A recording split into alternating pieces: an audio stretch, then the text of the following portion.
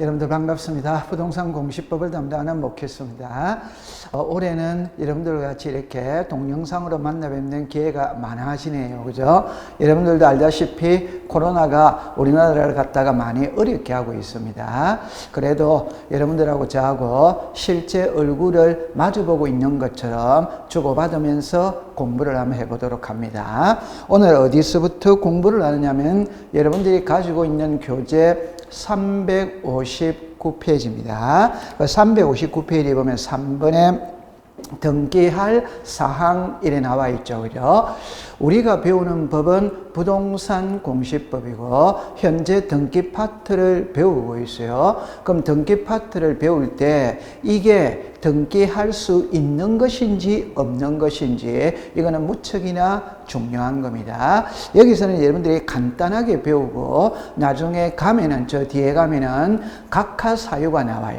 부동산 등기법 제29조에는 각하 사유를 명문으로 11개를 제시를 해놨습니다. 그 중에 2번이 사건이 등기할 것이 아닌 경우예요. 사건이 등기할 것이 아닌 경우라는 말은 등기할 수 있냐 없냐, 등기법에서 제일 중요한 겁니다. 이게 등기할 수 있는 것인지 없는 것인지. 그럼 여러분들 359페이지에 보면은 1번에 보면은 등기할 사항인 물건 이렇게 나오죠. 한 장을 넘겨보시면은 큰 2번에 등기할 사항인 권리 이렇게 나오잖아요. 그럼 두 개로 딱 줄일 수 있죠. 물건이냐 권리냐 이렇게 생각하면 됩니다.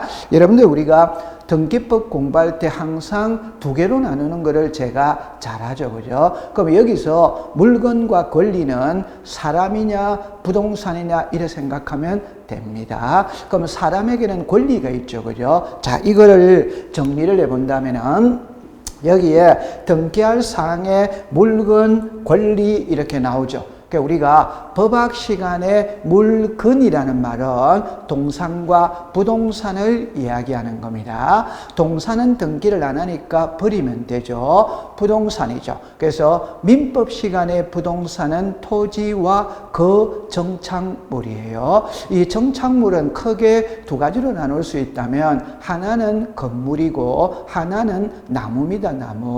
나무는 우리 등기법에 적용을 받지 않고 임목법에 적용을 받아요. 그러면 정착물은 나무를 버리면 건물만 남죠. 다시 정리를 하면은 민법에서 부동산은 토지와 그 정착물이고 우리 부동산 공시법에서 부동산은 토지와 건물이다. 이러면 되는 거예요. 그러면 토지라고 볼 수 있어야 등기할 수 있습니다. 건물이라고 볼 수 있어야 등기할 수 있는 거예요. 지금 보겠습니다.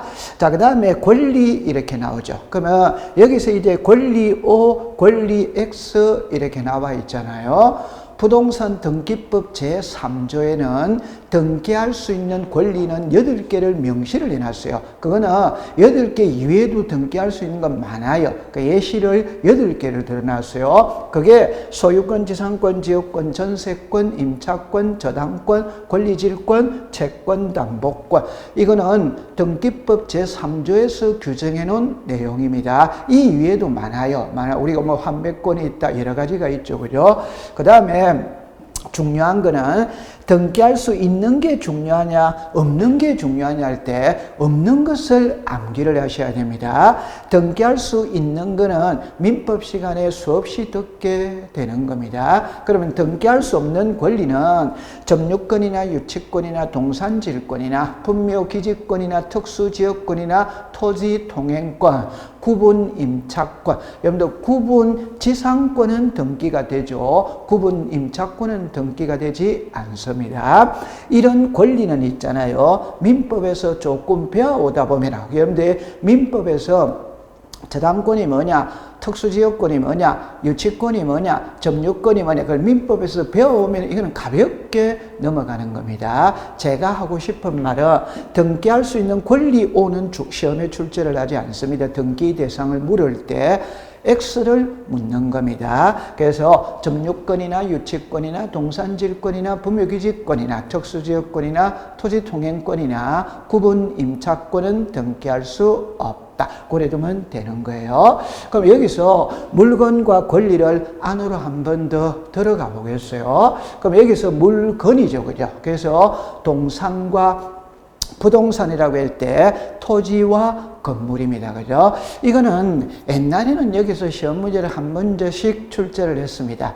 최근 10년 동안에는 출제를 하지 않더라고요. 가볍게 넘어가면 됩니다. 그래서 여러분들 처음에 보면은 하천법상 하천 이래 나오죠. 하천에도 등기가 됩니다. 근데 여기서 중요한 거는 출제위원이 물을 때 하천은 등기할 수 있다 없다를 묻는 게 아니고 하천에 등기할 수 있는 권리와 하천에 등기할 수 없는 권리를 구분하는 걸 출제를 합니다. 이거는 바로 이어서 배울 거예요. 그죠? 그 다음에 공유수면하의 토지는 바다 밑에 땅입니다. 여러분들 바다 밑에 땅은 개인이 소유할 수 있냐? X죠. 그죠? 매매의 대상이 되냐? X죠. 그죠? 그럼 등기할 수 없는 거예요. 그 다음에 도로도 당연히 등기가 됩니다. 우리가 지적 파트에 지목이 도로라는 지목이 있잖아요. 도로도 등기가 되는 거예요. 그런데 교량이나 토굴이나 터널 이런 거는 등기할 수 없죠. 여러분들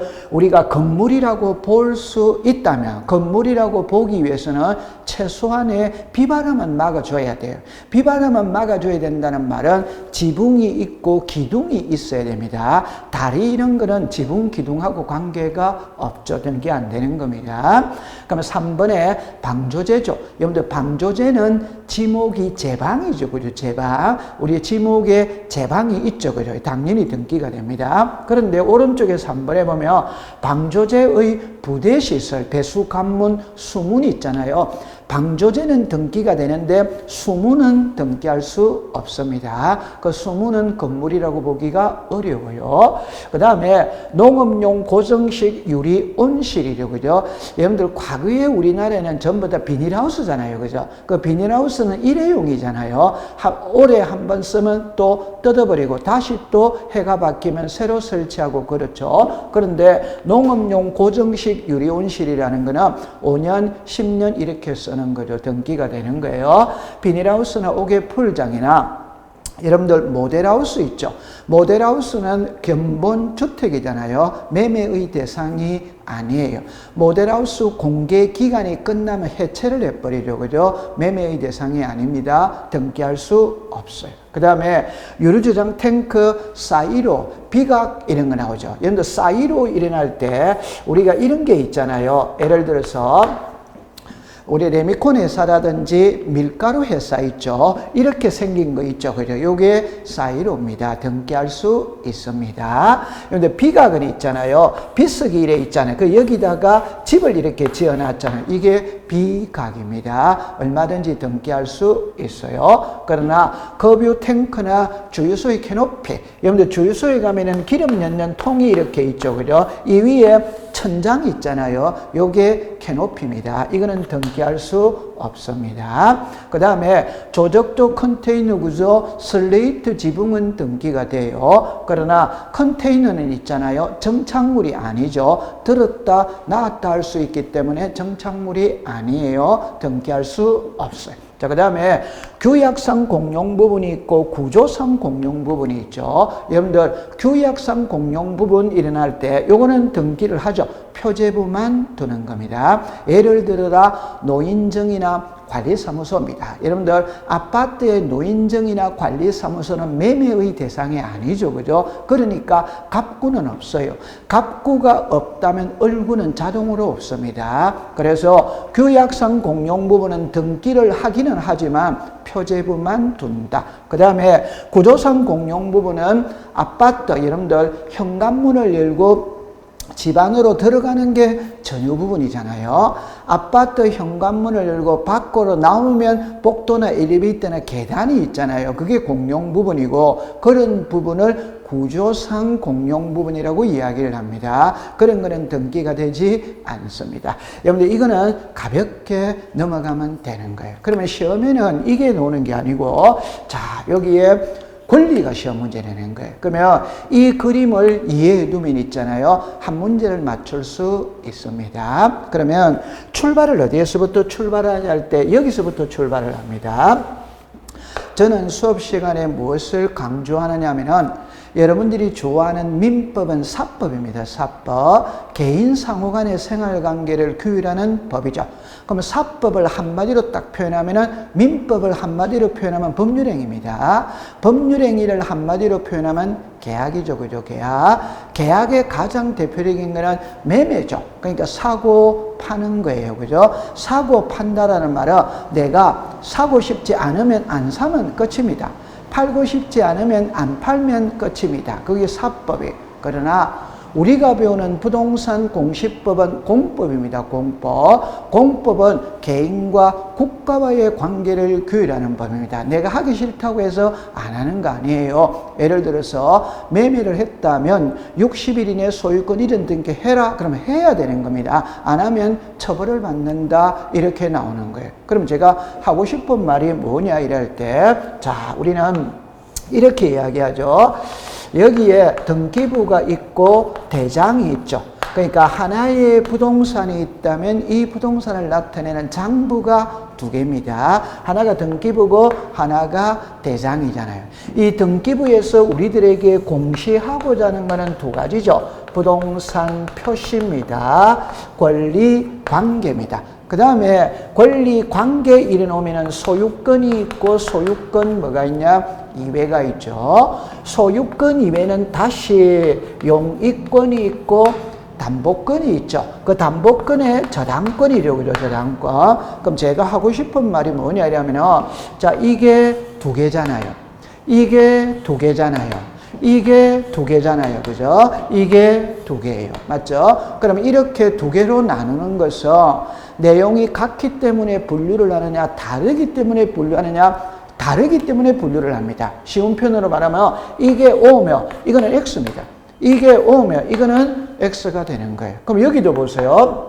소유권이 이외가 있죠. 용익권이 O죠. 그럼 저당권은 X가 되는 겁니다. 저당권이 O죠. 그럼 용익권은 X가 됩니다. 그럼 여기서 제가 하나 덧붙이고 싶은 것은, 자, 지상권이 있다, 지역권이 있다, 전세권이 있다, 임차권이 있죠. 그죠? 임차권. 여러분들, 민법 시간에는 물건과 채권을 엄격히 구분을 합니다. 구분을. 우리 공시법 시간에는 물건, 채권을 구별할 필요 없어요. 우리한테 필요한 거는 이게 등기되냐 안 되냐가 중요한 거지. 물건, 채권은 의미가 없습니다. 그러면 앞으로 공시법 수업 시간에는 항상 이 네 개는 용익권입니다. 용익물권. 이거는 채권이죠. 그죠? 이거는 물건이고. 그럴 때 그냥 용익권입니다. 권. 그러면 항상 이 임차권은 전세와 같이 다니면 되는 거예요. 그러면 이 네 개죠. 그죠? 그러면 만약에 보기 속에서 이거 4개 나오고 이거 하나 나오면 그게 그냥 정답이 되는 거예요. 그래서 제가 수업 시간에 항상 이 표현을 쓰죠. 1번에 이사도라 duncan, 2번에 에디트 피아프, 3번에 루살롬에, 4번에 에바 페론, 5번에 송유나. 그러면은 송유나가 항상 답이라고 그랬잖아요. 외국 사람 4사람 나오고 한국 사람 1사람 나오면 그게 정답이다 이 말입니다. 이 이치를 빨리 깨달아야 공부를 잘할 수 있습니다. 그럼 여기서 오시면 있잖아요. 그죠? 자, 용익권과 담보권으로 분류를 내놨잖아요. 이 담보권이 저당권입니다. 저당권. 그러면 자 보세요. 분류를 했다는 말은 내용이 같기 때문에 분류하느냐, 다르기 때문에 하느냐, 다르기 때문에 합니다. 내용이 같다면 분류할 필요가 없어요. 그러면 앞으로 있잖아요. 요 글자를 조심해 봐야 돼요. 그러면 앞으로 수업을 할 때 부동산의 일부라는 표현을 제가 아주 자주 씁니다. 그럼 부동산의 일부가 뭐냐? 일어날 때 여러분들 가장 쉬운 예는 이겁니다. 자, 저거를 만약에 이게 토지가 있죠. 한 필지에 토지가 있죠. 요것만 치면 일부잖아요. 자, 이거 일부입니다. 그러나 이해를 할 때는 뭘 갖고 이해를 하느냐 하면 이걸 갖고 이해하는 게 이해가 제일 빨라요. 보세요. 우리 집에 아파트에 방이 4개다.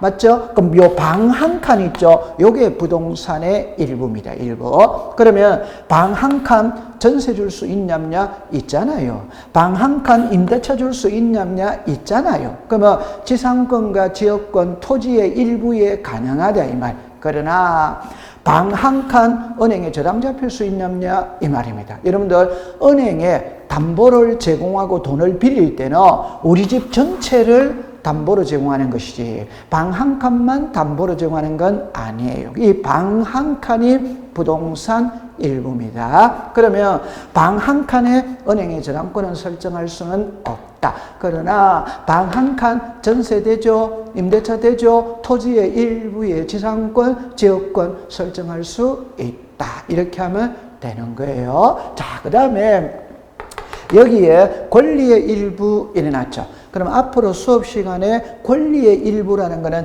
지분을 말합니다. 지분. 자, 보세요. 여러분들 우리가 어떤 부동산을 단독 소유할 수 있죠.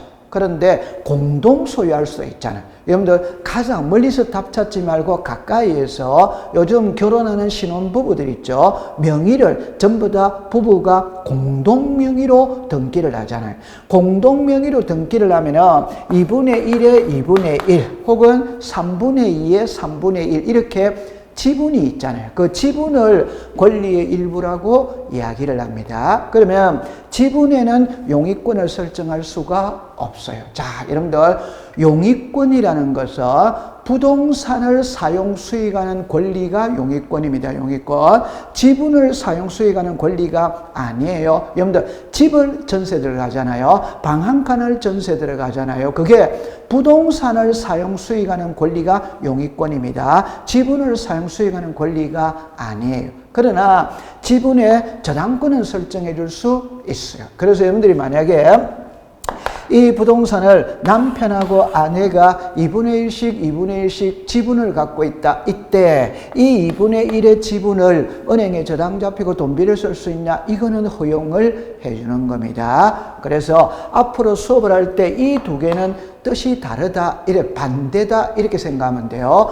부동산의 일부는 방 한 칸, 권리의 일부는 공동 소유일 때 지분이다. 그렇게 생각하는 게 이해가 제일 빠릅니다. 그 다음에 이중이죠. 그러면 여러분들 가장 쉽게 이렇게 이야기를 해볼게요. 자, 보세요. 이중으로 되냐 안 되냐 이 말입니다. 만약에 여러분들 여기서 이중의 용어를 잘 이해를 해야 돼요. 우리 집이 2층 집이다. 2층 집. 그러면 1층은 갑에게 전세를 줬어요.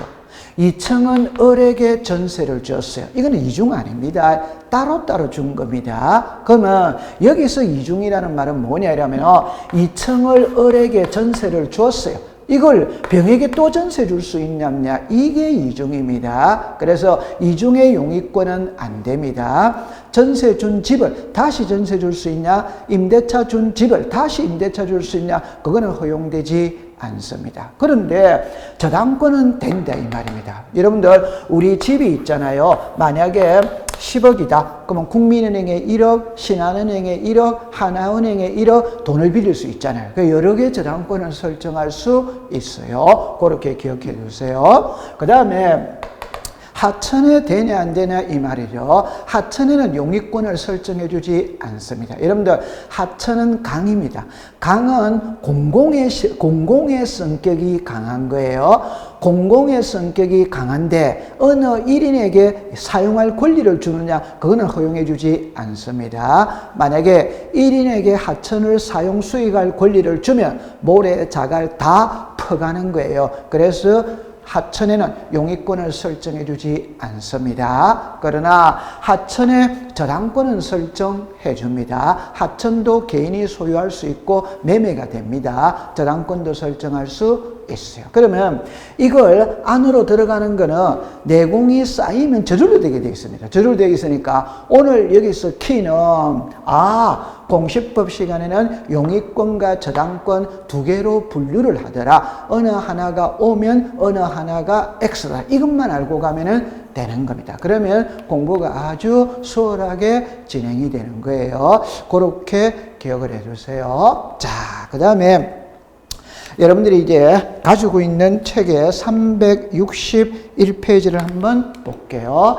자, 361페이지에 보면은 등기의 효력 이렇게 나와 있죠. 자, 여기는 두 가지만 공부를 하고 넘어가면 되는 겁니다. 그럼 여기서 그림을 보면 있잖아요. 이렇게 나와 있죠. 등기는 효력에 따라서 종국 등기와 예비 등기로 나누어요. 이 종국 등기를 다른 말로 말하면 본 등기라고 합니다. 본 등기. 그러면 이렇게 두 개로 분류하는 기준이 뭐냐? 기준은 그거는 등기를 하면 권리가 변한다. 이거는 종국 등기예요. 등기를 해도 권리가 변하지 않는다. 이거는 예비 등기입니다. 예비 등기. 그럼 이 예비 등기는 가장 대표적인 거는 가등기입니다. 그럼 여러분들 이때는 단순하게 생각합니다.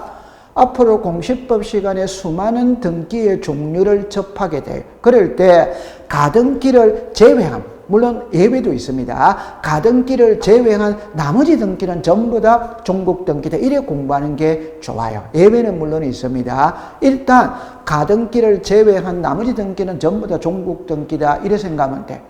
연세가 드신 분들은 알 수 있습니다. 뭐를 알 수 있냐면 지금부터 있잖아요. 한 40년, 50년 전에는 대학을 갈 때 예비고사, 본고사가 있어요. 예비고사, 본고사. 그 말은 예비고사에 합격했다고 해서 대학생 되냐? 안 됩니다. 본고사에 합격을 해야 대학생이 되는 겁니다. 그 말은 예비 등기했다고 해서 물건이 변하지 않습니다. 본 등기를 해야 물건이 변하는 거예요. 요 종국 등기를 다른 말로 본 등기라고 이야기를 합니다. 그러면 이 종국 등기의 효력에는 여러 가지가 있어요. 그 중에 자 물건 변동의 효력이 있다, 대항력이 있다, 순위 확정의 효력이 있다, 추정력이 있다, 후등기 저지력이 있다, 점유력 효력이 있다 이래 나오죠. 근데 우리 법에서는 이 두 개만 이해를 하고 넘어가면 되는 겁니다. 그래서 물건 변동의 효력 이렇게 내놨잖아요. 그러면 여러분들 361페이지 제일 위에 보면은 이렇게 내놨죠. 등기관이 등기를 마친 경우에는 접수한 때부터 물건이 변한다. 이래 나와 있죠. 이 지문은 시험에 있잖아요. 아주 자주 띄우는 지문입니다. 이 글자를 이해를 해보러 넘어가 볼게요. 자, 이 그림을 보면 있잖아요. 제가 이렇게 말할 수 있죠. 그죠? 어떻게 말할 수 있냐 이러면은 다른 각도로서 하나만 예를 들어 놓고 이야기를 해볼게요. 자, 예를 들어서 봅시다. 자, 1월 2일이 있고 2월 1일이 있어요. 1일이 있어요. 그러면 1월 2일 날 애가 태어났어요. 이게 출생입니다. 출생. 그런데 출생 신고는 며칠 날 했냐?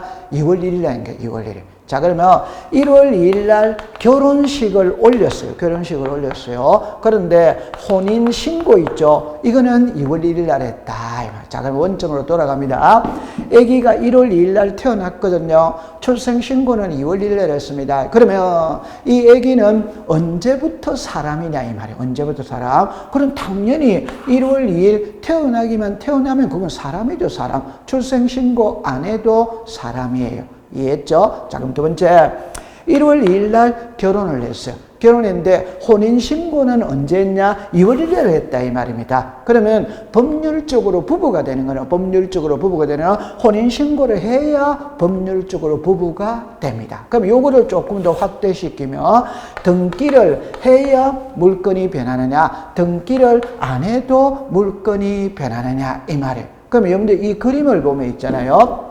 자, 이 부동산의 소유자가 갑으로 나와 있죠. 그럼 여기 소유자가 갑으로 나와 있잖아요. 이때 갑하고 을하고 매매를 합니다. 매매를 하면은 자 보세요. 1월 2일 날 계약금이 넘어갔어요. 자, 요 그림을 잠깐만 여기서 보고 저리로 한번 가볼게요. 보세요. 갑, 을 이렇게 나와 있죠. 자, 보세요.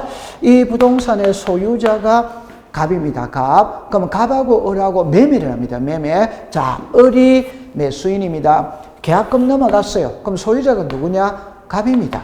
중도금 넘어갔어요. 소유자가 누구냐? 갑입니다. 갑. 잔금 넘어갔어요. 소유자가 누구냐? 갑입니다. 갑. 을이 이사 들어가서 살아요. 그래도 소유자가 누구냐? 갑입니다. 갑. 그 말은 을이 있잖아요. 자기 이름으로 등기 안 했잖아요. 그럼 소유자가 변하지 않는 겁니다. 그러면 여기서 소유권 이전 등기를 해야 물건이 변하는 거예요. 그럼 이 그림을 보면 있잖아요. 자, 1월 2일 날 계약금 줬죠? 소유자 변하는 거 아니에요. 2월 1일 날 중도금 줬죠? 소유자 변하는 게 아니에요. 3월 1일 날 잔금 줬죠? 소유자 변하는 게 아니에요. 4월 1일 날 이사 들어갔어요.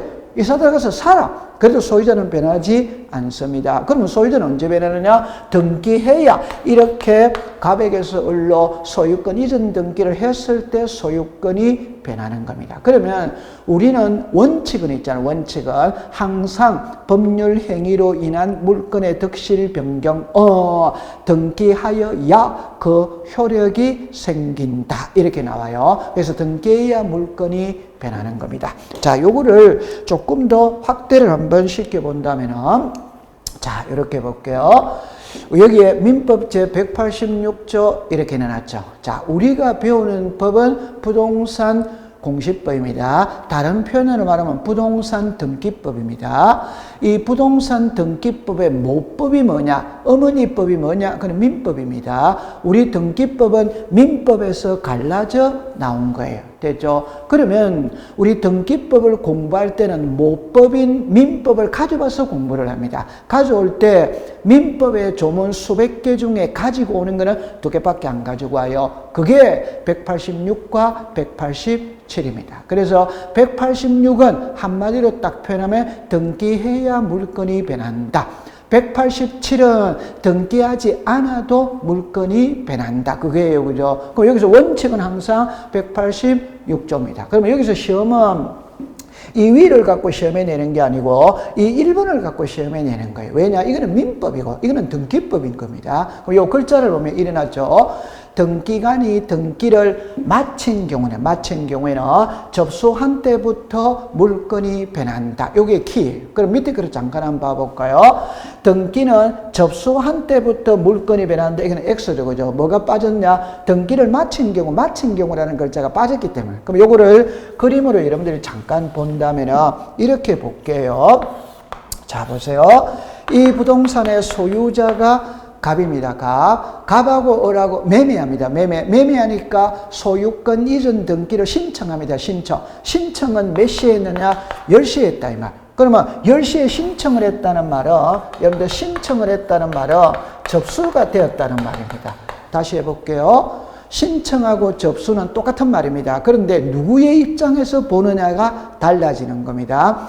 민원인이 서류를 갖춰가 등기관에게 제출하는 게 신청이에요. 등기를 탁 받아가는 게 접수입니다. 접수. 그러면 신청일자와 접수일자는 같은 거예요. 날짜는 같은 겁니다. 같은데 누구의 관점에서 보느냐? 민원인의 입장에서, 신청인의 입장에서 볼 때는 신청, 등기관의 입장에서 볼 때는 접수가 되는 겁니다. 접수. 그러면 10시에 접수했죠. 근데 등기부에 기록은 안 했잖아요. 그럼 아직 소유자가 변한 건 아니에요. 그러면 여기서 이제 17시에 등기부에 이렇게 기록을 했어요. 그럼 기록을 했다라는 게 등기를 마친 겁니다. 마쳤다 이 말이죠. 마치면 소급해서 10시부터 물건이 변한 걸로 본다. 이래 되는 겁니다. 그러면 요게 2번입니다. 여러분들 여기서 2번입니다. 자, 보세요. 등기는 접수한 때부터 물건이 변한다.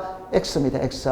그럼 이렇게 딱 되면 등기관이 등기를 마친 경우에는 접수한 때부터 물건이 변한다. 이렇게 됩니다. 그래서 여기서 마친 경우라는 글자가 꼭 들어가야 돼요. 요거는 해마다 지문으로 띄우는 지문입니다. 그럼 여기서 이제 하나를 더 공부를 해야 될 거 3번 해볼게요.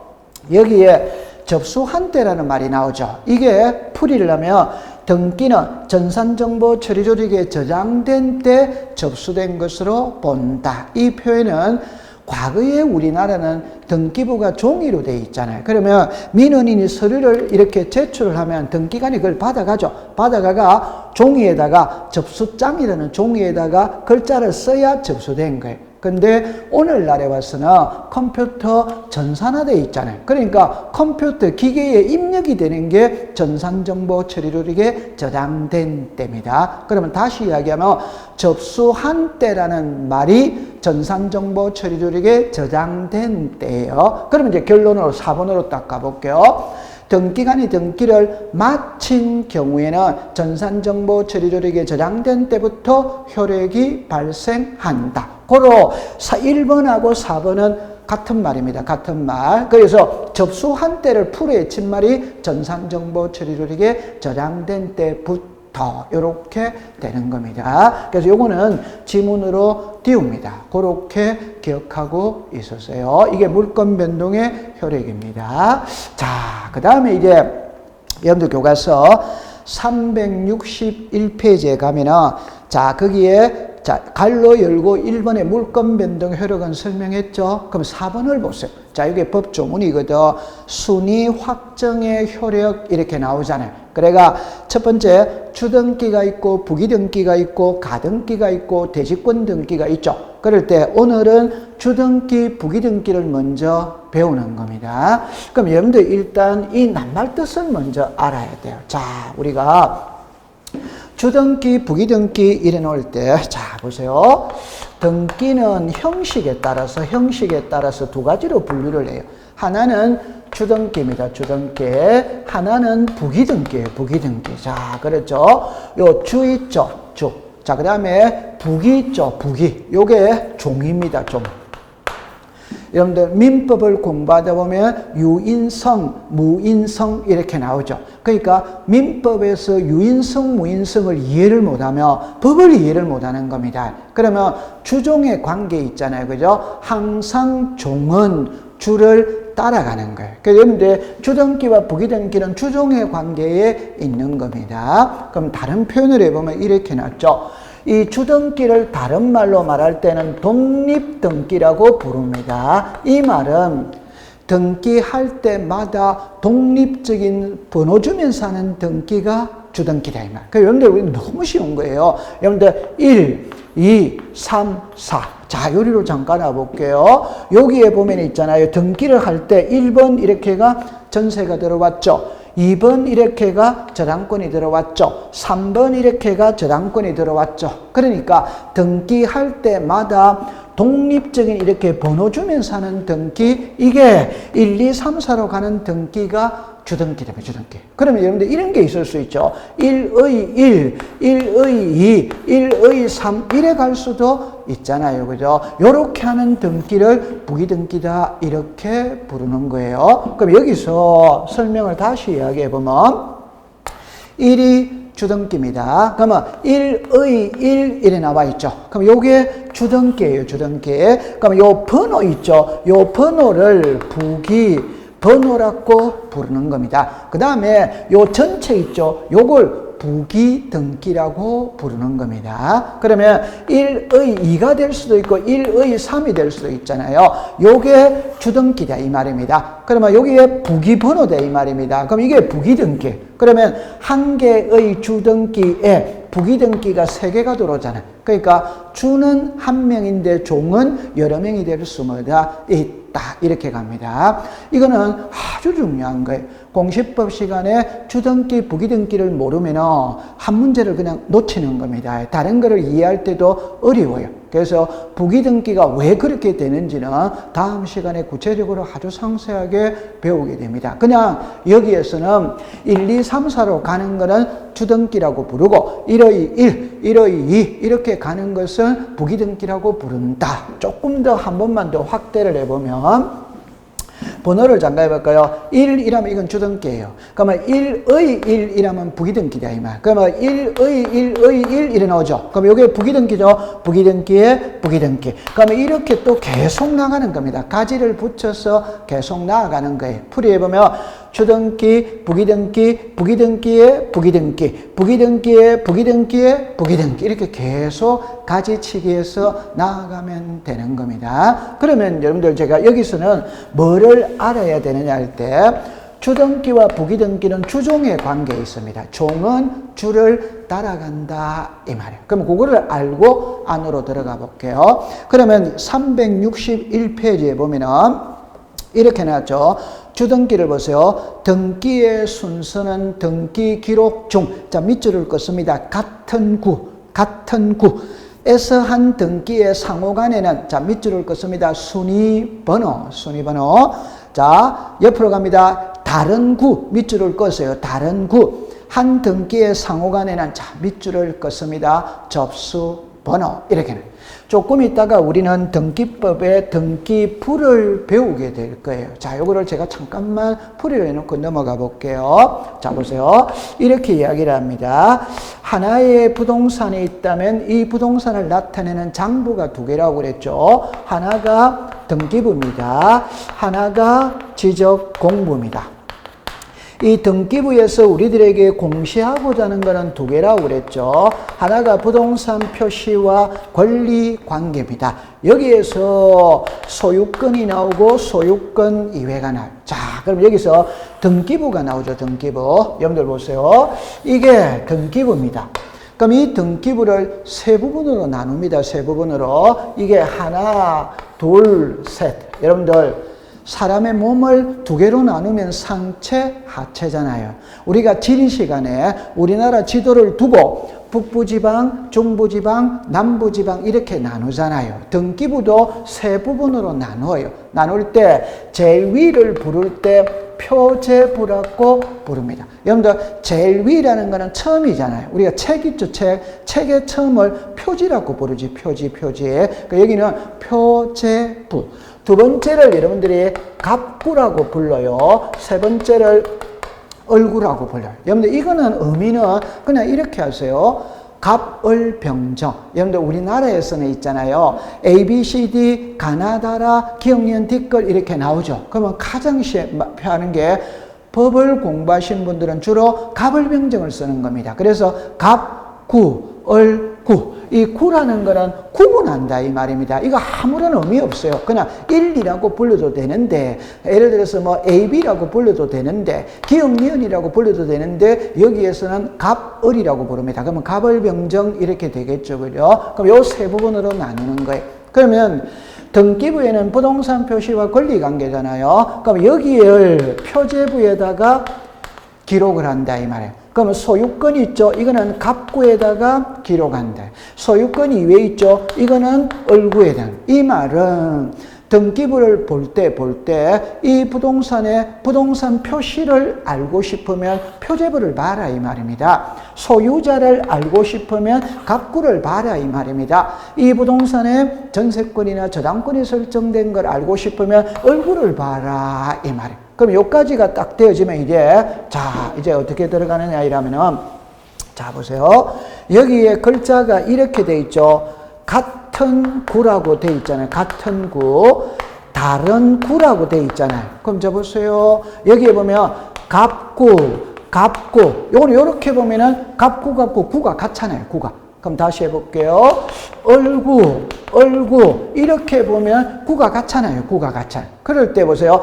이렇게 보면 갑구와 얼구잖아요. 이 갑구와 얼구, 구가 다르잖아요. 이게 다른 구입니다. 그죠? 그럼 여기서 키는 구가 같았을 때는 순위번호를 갖고 따진다. 이 말.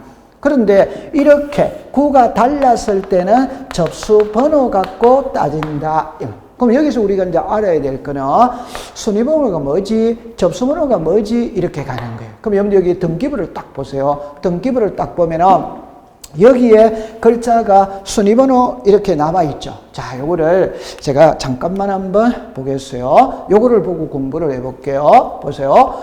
여기에 1, 2, 3, 4 이런 요게 순위번호입니다. 순위번호. 자, 여기를 보세요. 접수가 나오죠. 접수. 그러면 2020년 9월 9일 날 접수했다 이 말입니다. 그러면 요 1, 2, 3, 5 있죠. 이게 접수번호다 이 말. 그래서 여기에다가 쓰는 거는 순위번호라고 부르고 이 접수칸에다가 여기에다가 쓰는 거는 접수번호라고 부른다 이래야 됩니다. 요 접수가 나와 있잖아요. 그러면 해독을 하면은 연월일 있죠. 이게 접수 연월일. 다른 말로 말하면 접수일자. 요게 접수 번호 이렇게 됩니다. 위에 거는 접수 일자, 요거는 접수 번호. 이 1, 2, 3, 4는 무슨 번호다? 순위 번호다. 이렇게 되는 겁니다. 그러면 이제 앞으로 잠깐 돌아가 보면, 자, 보세요. 이 그림을 보면은 답을 먼저 내놓고 공부를 할게요. 자, 보세요. 구가 같았을 때는 순위번호를 갖고 따진다 이 말입니다. 그러면 이 그림을 보면은 갑이 이 부동산의 소유자입니다. 이 부동산의 시가 10억짜리다, 10억짜리. 이때 갑이 을에게 전세 줄 수 있다. 그러면 3억의 전세가 들어온 겁니다. 10억짜리 부동산에 3억의 전세가 들어왔어요. 자, 그 다음에 갑은 이 집을 병에게 저당권을 줬다. 그럼 여러분들 제가 하고 싶은 말은 전세 준 집을 다시 은행에 저당권 설정할 수 있냐? 있습니다. 있습니다. 그러면 전세가 3억이죠. 은행에 저당권이 2억이잖아요. 지금 합치면 5억이잖아요. 그래가 나중에 정에게 또 저당을 준 거예요. 그러면 2억의 저당이 들어왔어요. 그럼 이걸 합치면은 7억이 되겠죠, 7억. 이 집은 시가 10억이잖아요. 그런데 이걸 합치면 7억이죠. 그러면 그 다음에 들어오는 사람은 위험 부담이 있어요.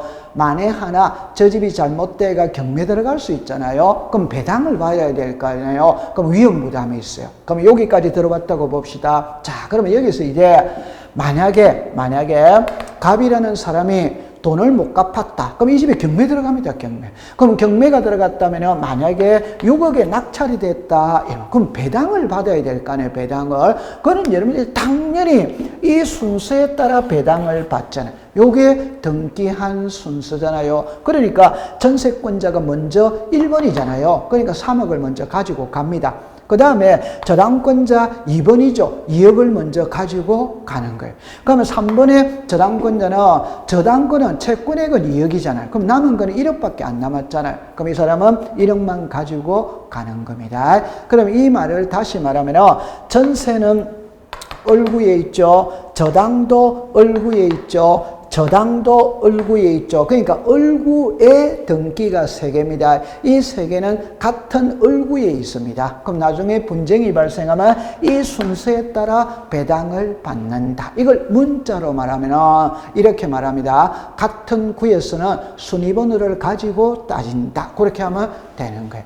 자, 그럼 이제 다른 구를 한번 볼게요. 다른 구를 보면은 여러분들 이 그림에서 자, 이거를 볼 줄 알아야 돼요. 여기는 갑구죠. 좀 전에 갑구는 소유권을 기록한다고 그랬죠. 여기는 을구죠. 을구는 소유권 이외를 기록한다고 그랬어요. 그럼 이 그림을 보면 있잖아요. 2020년 9월 9일 날, 2020년 9월 9일 날 하나는 소유권 이전이 들어왔어요. 하나는 저당권이 들어왔다. 그럼 여러분들 같은 날에 등기가 2개 들어왔다 이 말이에요. 여러분들 같은 날에 등기가 얼마든지 2-3개 들어올 수 있습니다. 들어올 수 있다. 그러면 나중에 이 집이 잘못돼가 경매가 들어갔다. 분쟁이 발생했을 때 그럴 때 무엇을 갖고 따질 거냐 이 말. 이때는 이 소유권 이전은 갑구에 하는 거잖아요. 이 저당권 설정은 을구에 하는 거잖아요. 구가 다르잖아요. 구가 달랐을 때는 순위번호를 갖고 가는 게 아니다 이 말입니다. 접수번호를 갖고 간다. 그럼 여기서 접수번호는 127이잖아요. 여기는 접수번호가 123이잖아요. 그러면 이 저당권이 앞선다 이 말입니다. 여러분들 제가 나중에 수업 시간에 가면 이런 말을 합니다. 우리는 절차법이죠. 여러분들 절차법은 날짜가 어마어마하게 중요한 겁니다. 절차법이기 때문에. 그럼 만약에 있잖아요. 예를 들어 볼게요. 제가 생년월일이 1970년 5월 29일입니다. 됐죠? 그러면 장부에 기록할 때 요거 기록하면 되죠. 그런데 여기서 21시에 태어났다. 이게 필요하냐 안 하냐? 태어난 시가 필요하냐 안 하냐? 이걸 장부에 적어야 되느냐 안 적어야 되느냐? 상식적으로는 적을 필요가 없지. 그러나 필요합니다. 왜 필요하냐? 여러분들 해가 바뀌면 토정비를 보죠. 궁합 보잖아요. 그때 태어난 시를 알아야 돼요. 당연히 알아야 됩니다. 자, 그 다음에 30분에 태어났다. 그럼 이것까지 쓸 필요 있냐면요? 이거 필요합니다. 왜? 여러분들 30분이 있고 35분이 있죠. 쌍둥이가 태어났어요. 그럼 쌍둥이가 태어났다면 5분 사이에 형님, 동생이 결정이 되는 겁니다. 그 말은 분까지 가야 돼요. 분까지. 자, 그런데 여기서 이제 30초까지 가야 되느냐, 35초 초까지 가야 되느냐, 아니냐. 여러분들 지금 동영상을 듣고 계신 분들이 저보고 저 양반 지금 뭔 소리 하는 것이고 이렇게 말할 수 있어요. 초까지 가야 됩니다. 뭐 어떤 경우냐? 은행에. 여러분들 은행에 가면은 자 보세요. 29일 날 예를 들어서 뭐고 11시라고 해봅시다. 29일 날 11시 30분에 그럽니다. 30초에 은행에 들어온 사람하고 35초에 은행에 들어온 사람하고 순번 대기표 뽑는 거 있잖아요. 그게 같냐 다르냐? 다르잖아요. 30초와 35초 사이에 순번 대기표가 벌써 1, 2번이 차이 나잖아요. 그 순번 대기표가 일종의 접수번호다 이 말입니다. 접수번호. 그래서 같은 날에 여러 개 등기가 들어올 수마다 있다. 이때는 접수번호를 갖고 따진다 이 말입니다. 그럼 여러분들 시험에 낼 때는 단순하게 생각하세요. 같은 구는 순위번호를 갖고 따지는 것이고 다른 구는 접수번호를 갖고 결정을 하는 것이다. 그래 기억해 두면 됩니다. 자, 그 다음에 361페이지에 그 부기등기를 보세요. 이게 더 중요한 겁니다. 부기등기. 부기등기의 순위는 밑으로 갔습니다. 주등기 순위. 자, 부기는 종입니다. 종. 주등기는 주입니다. 주. 종은 주를 따라가는 거예요. 자, 옆으로 갈게요. 다만 같은 주등기에 관한 부기등기 상호간의 순위는 죽었습니다. 그 등기 순서. 자, 여기서 여러분들 주등기, 부기등기를 다시 한 번 더 정리를 해보면은 이렇게 정리를 합니다. 자, 제가 그림으로서 한번 예를 들어 볼게요. 자, 보세요. 이 그림을 보면 있잖아요. 자, 여기에서 쏘가 넘으면 안 됩니다. 여러분들. 이게 등기가 몇 개냐 이 말입니다. 이 등기는 한 개밖에 없습니다. 왜 한 개밖에 없느냐? 갑이 을에게 매매했잖아요. 맞죠? 을은 병에게 매매했잖아요. 그럼 소유자는 누굽니까? 병. 이 등기는 아무 의미가 없는 거잖아요. 이거는 한 개밖에 없는 겁니다. 그러면 만약에 병이 있잖아요. 정에게 매매를 하죠. 그게 소유권 이전이잖아요. 그럼 당연히 4번에 소유권 이전 이렇게 되는 거예요. 됐죠? 자, 그런데 자, 여기는 등기가 한 개밖에 없습니다. 이거는 아무 의미 없어요. 자, 그런데 여기 한번 볼까요? 여기는 지금 등기가 몇 개냐? 3개잖아요. 왜 3개냐 보세요. 전세가 있고 저당이 있고 저당이 있고 3개잖아요. 그럴 때 자, 예를 들어보면 이 전세권을 다른 사람한테 이전해 줄 수 있냐냐 이 말입니다. 자, 여러분들 잠깐만 요리를 보시면은 갑이 있잖아요. 자, 이렇게 풀어볼게요. 을에게 전세를 줬어요. 병에게 저당권을 줬어요. 저당권. 정에게 저당권을 줬어요. 저당권. 그럼 지금 등기가 3개가 들어와 있잖아요. 등기가 3개가 들어와 있죠. 이때 이 전세권자 을이 병한 저 A한테 전세를 이전할 수 있냐냐 이 말입니다.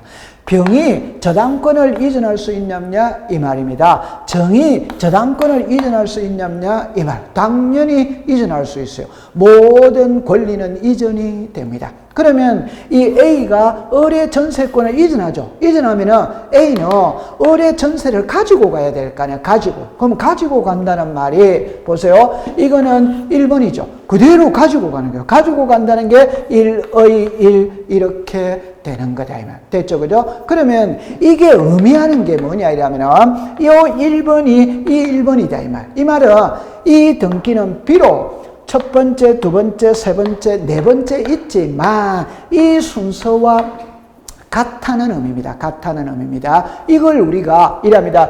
정답입니다. 요게 부기등기고 요게 주등기죠. 그러면 부기등기의 순위는 주등기 순위를 따라간다 이렇게 말하는 거예요. 그러면 종은 주를 따라간다 이렇게 말하는 겁니다. 다른 하나 예를 들어보면은 자 이렇게 들어볼게요. 전세를 이전할 수 있죠. 저당도 이전이 된다 이 말입니다. 그럼 저당을 이전하면 이 저당을 가지고 가야 될 거 아니에요. 그러니까 2의 1이 되는 거예요. 그럼 요게 부기등기고 요게 주등기죠. 그럼 이 부기등기는 요게 같은 거다. 그래서 부기등기의 순위는 주등기 순위를 따라간다 이렇게 말하는 겁니다. 그거를 기억해 두세요. 그 다음에 이제 또 하나를 본다면은 여기는 있잖아요. 주등기는 한 개죠. 부기등기는 세 개가 있잖아요. 세 개가. 이게 부기등기 상호 간에는 분쟁이 발생하면 뭘 갖고 따지느냐. 여러분 답이 나와 있죠. 여기 번호는 전부 다 같잖아요. 그러면 요 번호가 다르잖아요. 1, 2, 3, 4. 1, 2, 3, 4를 한글로 말하면 등기한 순서. 이게 선후잖아요. 그죠? 선후는 한자잖아요. 그래서 고쳐가지고 1, 2, 3, 4를 등기한 순서. 그럼 정리를 하면은, 자, 정리를 하면 이렇게 합니다. 정리를 하면 이렇게 합니다. 이랍니다. 부기등기의 순위는 주등기 순위를 따라간다. 두 번째, 부기등기가 여러 개 있었을 때 부기등기 상호간의 순위는 등기한 순서에 의한다. 그렇게 기억해 두시면 됩니다. 여러분들 부기등기는 해마다 시험에 나오는데 나중에 뒤에 가면은 별도로 배우는 파트가 있어요. 아주 중요한 겁니다. 그래서 여기서는 주등기와 부기등기는 주종의 관계에 있다. 항상 종은 주를 따라다닌다. 그렇게 기억하고 있으면 됩니다. 자, 여러분들 잠시 쉬었다가 공부를 해보도록 하죠. 자, 고생을 했습니다.